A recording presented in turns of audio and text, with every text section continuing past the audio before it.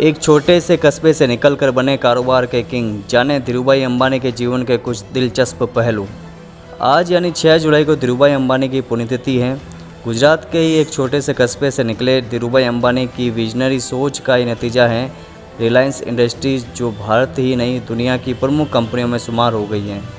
गुजरात के एक छोटे से कस्बे से निकले धीरूभाई अंबानी की विजनरी सोच का ही नतीजा है रिलायंस इंडस्ट्रीज भारत ही नहीं दुनिया की प्रमुख कंपनियों में शुमार हो गई है।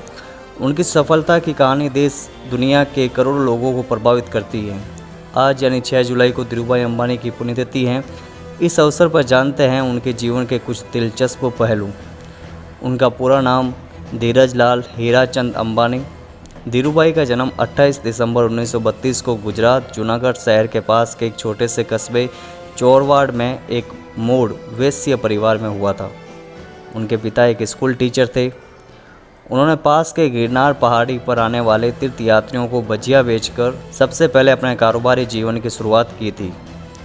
उन्होंने सिर्फ 10वीं तक पढ़ाई की थी और ये साबित किया कि टॉप उद्यमी बनने के लिए बड़ी बड़ी प्रबंधन की डिग्रियां लेना जरूरी नहीं है। सिर्फ 16 साल की उम्र में वह पहली बार 1955 में विदेश गए। वह अपने भाई रमनिक लाल के साथ काम करने यमन के शहर अदन चले गए। अदन में उन्होंने पहली नौकरी एक पेट्रोल पंप पर सहायक के रूप में की और उनकी तनख्वाह भी महज 300 रुपये महीना। कुछ समय बाद वे भारत लौट आए और गिरनार चोटी पर तीर्थयात्रियों को भजिया बेचना शुरू किया।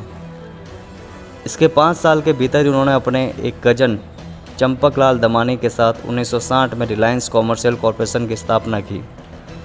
उनका पहला ऑफिस मुंबई के मस्जिद बंदर इलाके में नरसिंहनाथन स्ट्रीट में 350 वर्ग फुट के एक कमरे में था। इसमें 2 मेज, 3 चेयर और एक टेलीफोन था।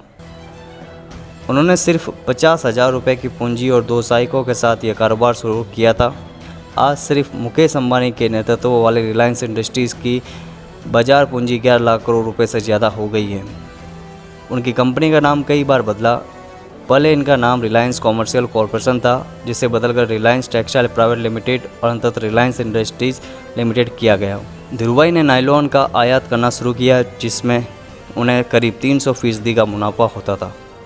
1996 में रिलायंस भारत की एक ऐसी पहली निजी कंपनी बन गई जिसकी S&P, मूडीज़ जैसी इंटरनेशनल क्रेडिट रेटिंग एजेंसियों ने रेटिंग करनी शुरू की।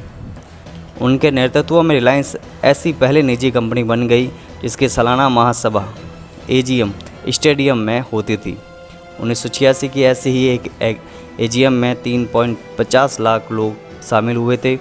इसके बाद उन्होंने अपने कारोबार का विस्तार करते हुए पेट्रोकेमिकल, टेलीकॉम, एनर्जी, पावर जैसे कई सेक्टर में कदम रखे।